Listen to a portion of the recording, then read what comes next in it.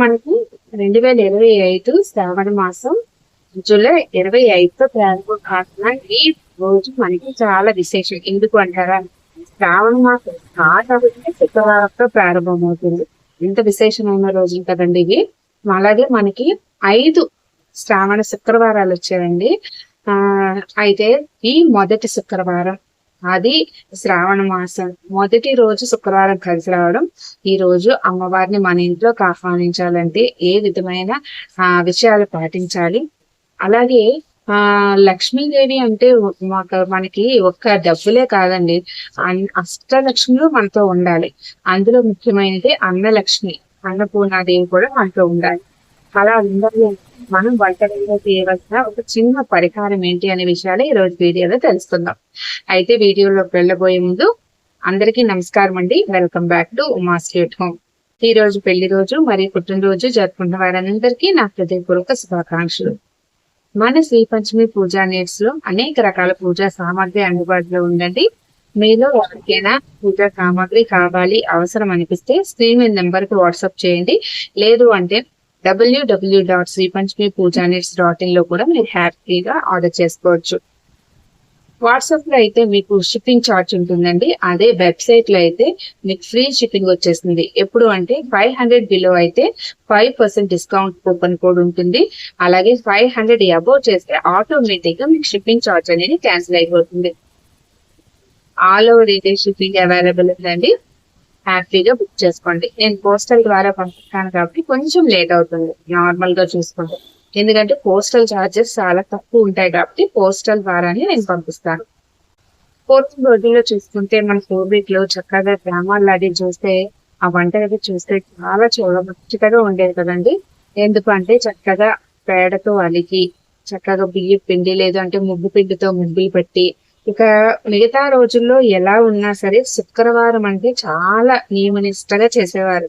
ఎందుకంటే మిగతా రోజుల్లో పొలం పనులు, రైతులు కాబట్టి పొలం పనులు ఇవన్నీ ఉంటాయి కాబట్టి అంత కేర్ తీసుకోకపోయినా శ్రావణ శుక్రవారాలు ముందు రోజు అంటే గురువారం రోజు సాయంత్రమే వంట అయిపోయిన తర్వాత చక్కగా అలిగి ముగ్గులు పెట్టి చక్కగా ఉదయం లేచిన వెంటనే మనకి లక్ష్మీ కటాక్షం కలిగించేలా మనకు ఆ వంటగదిని అనేది వాళ్ళు తీర్చిదిద్దేవారు.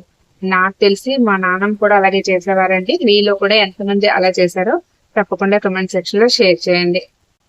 అలాంటి వంటగదిని మనం శ్రావణ మాసంలో పూజ గదితో పాటు వంటగదిని కూడా మనం కొన్ని విషయాలు అయితే తప్పకుండా పాటించాలండి. ఎందుకు అంటే అన్నలక్ష్మి మనకి మొదటగా అవసరమయ్యేది ఆహారం. ఆ ఆహారం మనకి 5 వేళ్ళు ప్రతి పూట మన నోట్లోకి వెళ్ళాలి అంటే ఆ అన్నపూర్ణాదేవి అనుగ్రహం ఎంతైనా అవసరం. అష్టలక్ష్మిలో ఒక అన్నపూర్ణాదేవి మనము ఏ విధంగా ఆహ్వానించాలి అంటే శ్రావణ మాసంలో ముందు రోజు శుభ్రంగా మేము పూజ గదిని అలాగే స్టవ్ ని ఇంటిని కూడా శుభ్రం చేసేసుకుంటాం కాబట్టి ఉదయాన్నే ఏం చేస్తారంటే స్టవ్ వెలిగించే ముందు ఆ పక్కగా కుడి చేతి పక్కగా ఒక చిన్న ఇత్తడి గాని వెండి గాని రాగి గాని ప్లేట్ తీసుకోండి. అది కూడా లేకపోతే మట్టి ప్లేట్ అయినా పర్వాలేదు, గాజుదైనా తీసుకుని ఆ ప్లేట్ ని స్టవ్ కి కుడి వైపు పక్కన పెట్టి దాని మీద పిండి అనేది కొంచెం చల్లండి. చల్లి దాన్ని ఏం చేస్తారంటే మీ యొక్క ఉంగరం వేలు ఏదైతే ఉందో దానితో అక్కడ అక్షయ అని రాయండి. అక్షయ అని రాసి మీరు వంటను అనేది ప్రారంభించండి.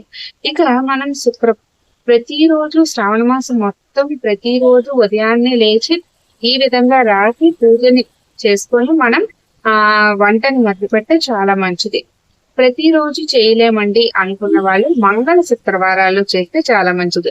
ఇక మంగళవారం చేసినా శుక్రవారం చేసినా మరుసటి రోజు ఈ బియ్య పిండి తీసుకొని వెళ్ళి మొక్కలకి ఏదైనా వేసేయండి. అప్పుడు చీమలు ఏమైనా ఉంటాయి కాబట్టి అక్కడ అవి ఆహారంగా వాటికి తీసుకుంటాయి. ఈ విధమైన చిన్న పరిహారాన్ని పాటించడం వల్ల మన ఇంట్లో ధాన్యానికి లోటు లేకుండా ఉంటుంది. దీంతో పాటు పాటించవలసిన ఇంకో ముఖ్య విషయం, శ్రావణ మాసం మొదటి శుక్రవారం రోజు, శ్రావణ మాసం ప్రారంభమైన రోజే శుక్రవారం రావడం వల్ల ఏం చేస్తారంటే మన ఇంటి సింహద్వారాన్ని ఇది ఎప్పుడు చేయాలంటే రేపు అంటే మీరు సాయంత్రం సమయంలో 6 గంటలకి మీరు ఏం చేస్తారంటే ఒక మట్టి ప్రమిద తీసుకోండి. చక్కగా పసుపు కుంకుమ బొట్లు పెట్టి ఆవు నెయ్యి కానీ నువ్వుల నూనె కానీ వేసి పసుపు కానీ ఎరుపు కానీ మామూలు ఒత్తులైనా వేయండి. వేసిన తర్వాత మీ ఇంటి సింహద్వారానికి లోపలికి వచ్చేటప్పుడు కుడి వైపు చక్కగా మీరు పసుపు రాసి లేదు అంటే జాజి చూస్తామంటే జాజి పొడి, ఎర్ర పొడి దాన్ని కూడా రాసి దాని మీద బియ్యం పిండిలో అష్టదళ పద్మం దాని మీద కొంచెం పసుపు కుంకుమ అక్షతలు వేసి మీరు ఏదైతే మట్టి గ్రహం చూస్తారో దాన్ని సిద్ధం చేసుకున్నారు దాన్ని ఒక తమలపాకు మీద పసుపు కుంకుమ అక్షతలు దానికి ఒక తమలపాకు తోడి చేయండి. తమలపాకు పెట్టి దాని మీద ఈ మట్టి గ్రహం పెట్టి దీపాన్ని మన ఇంటిని చూస్తున్నట్టుగా అంటే తూర్పు వైపు దాన్ని ఉత్తర వైపు చూస్తున్నట్టుగా లోపల వైపు ఇంటి శంఖదారం లోపల వైపు మనం ఇంట్లో ఎంటర్ అయ్యేటప్పుడు కుడి వైపు అనేది వెలిగించండి. ఎప్పుడు చేయాలంటే శుక్రవారం సాయంత్రం 6 గంటల సమయంలో ఈ దీపాన్ని వెలిగించండి. ఇక తర్వాత ఏం చేస్తారంటే పూజ గదిలో మీరు పూజ చేసుకునే ముందు ఒక గ్లాస్ బౌల్ తీసుకొని దాంట్లో వసకొమ్మ అనేది చిన్న ముక్క పెట్టండి. చిన్న వసకొమ్మ అనేది ఈ విధంగా ఉంటుందండి. ఈ వసకొమ్మని అనేది చిన్న ముక్క గ్లాస్ బౌల్ లో ఫస్ట్ పెట్టి దాంట్లో నిండుగా కళ్ళుప్పుని అనేది వేయండి. సరే, ఈ కళ్ళుప్పుని ఎప్పుడు కొనాలి అంటే మనం శుక్రవారం రోజు కళ్ళుప్పు కొంటే చాలా మంచిదండి. అది ఈ శ్రావణ మాసంలో శుక్రవారం చాలా చాలా విశేషం. మీరు ఉదయం 6 గంటల నుంచి 7 గంటల లోపల, లేదు అంటే మధ్యాహ్నం 1 గంట నుంచి 2 గంటల లోపల, సాయంత్రం 8 గంటల నుంచి 9 గంటల లోపల ఉప్పుని కళ్ళుప్పు ప్యాకెట్ ని కొని మీరు తెచ్చి మీ పూజ గదిలో పెట్టుకోండి. చాలా చాలా మంచిదండి. కళ్ళుప్పు అనేది లక్ష్మీ నివాస స్థానం కాబట్టి అది తెచ్చుకొని పెట్టుకోవడం వల్ల ఆ లక్ష్మీదేవిని పరోక్షంగా మనం ఇంట్లోకి ఆహ్వానిస్తున్నట్టే అని అర్థం అనమాట. ఏదైతే ఆ కళ్ళుప్పుని కొని మధ్యాహ్నం కొని తెచ్చి పెట్టుకోండి. సాయంత్రం ఏం చేస్తారంటే ఆ కళ్ళుప్పుని ఆ బౌల్ దానికి మీరు మహాలక్ష్మీదేవి ఫోటో ఉందనేది పెట్టేయండి. పెట్టిన తర్వాత మీరు పూజ అంతా ముగించుకున్న తర్వాత 8 గంటల నుంచి 9 గంటల మధ్య సమయంలో ఏం చేస్తారంటే ఈ కళ్ళుప్పు బౌల్ తీసుకొని వెళ్ళి మీరు వంటగదిలో కళ్ళుప్పుని ఎక్కడైతే స్టోర్ చేసుకుంటారో ముందుగా వసకమును అందులో పెట్టి దాని మీద కళ్ళుప్పు పెట్టండి. ఎప్పుడు కళ్ళుప్పుని అనేది మనం స్టోర్ చేసేది స్టీల్ అది స్టోర్ చేయకూడదు, చాలా మంది తెలుసు. ప్లాస్టిక్ లో కూడా చేయడం వల్ల ఏంటంటే వాటర్ వచ్చేస్తుందండి. అందుకని మనకి జాడీలు అమ్ముతారు కదా, పింగాణి జాడీలు, అందులో స్టోర్ చేసుకుంటే చాలా మంచిది. అందులోని వర్షాకాలంలో చెమ్మ అనేది దిగిపోతుంది కాబట్టి జాడీలో అనేది స్టోర్ చేసుకోండి. ముందుగా వసకమ్మను పెట్టి దాని మీద కళ్ళుప్పు అనేది పెట్టేయండి. వసకొమ్మకి ధనాన్ని ఆకర్షించే శక్తి ఉంటుంది, చెడు శక్తుల్ని దూరం చేసే శక్తి ఉంటుందండి. చాలా వసకొమ్మతో ఎన్ని పరిహారాలు మన ఛానల్లో ఉన్నాయంటే చాలానే చెప్పానండి. మళ్ళీ మళ్ళీ కూడా నేను చెప్తూనే ఉంటాను.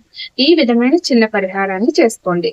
అలాగే ఆ రోజు ఏం చేస్తారంటే సాయంత్రం సమయంలో పంచకావ్య దీపాన్ని వెలిగించండి. నా ఛానల్ ఫాలో అవుతున్న వాళ్ళైతే అందరికీ తెలుసండి, పంచకావ్య దీపం ఈ విధంగా ఉంటుంది. చక్కగా ఈ పంచకావ్య దీపాన్ని వెలిగించండి, చాలా మంచిదండి.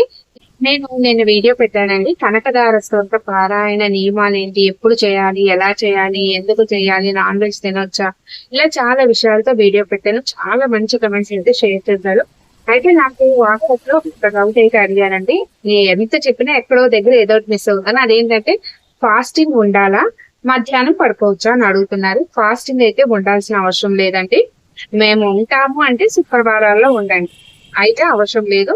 ఇక రెండవది వచ్చేసి కాసేపు మధ్యాహ్నం పడుకోవచ్చా అని అడుగుతున్నారు. శ్రావణ మాసంలో మధ్యాహ్న సమయంలో కూడా పడుకుంటే అంత మంచిది కాదని చెప్తూ ఉంటారండి. ఎందుకంటే జ్యేష్ఠాదేవి ఆహ్వానించినట్టే అని చెప్తారు. లేదు మాకు హెల్త్ పరంగా చాలా ఇబ్బందిగా ఉంది, ఇంట్లో పనిచేసి చాలా అలసటగా ఉంది అనుకున్న వాళ్ళు ఇంకా తప్పదు అనుకుంటే పడుకుంది. ఈవినింగ్ మరి ఎలాగా మనం స్నానం చేసే కాబట్టి పూజ చేస్తాం, పడుకుంటే ఆ టైంలో పడుకోండి. పడుకోకుండా ఉంటే చాలా మంచిది.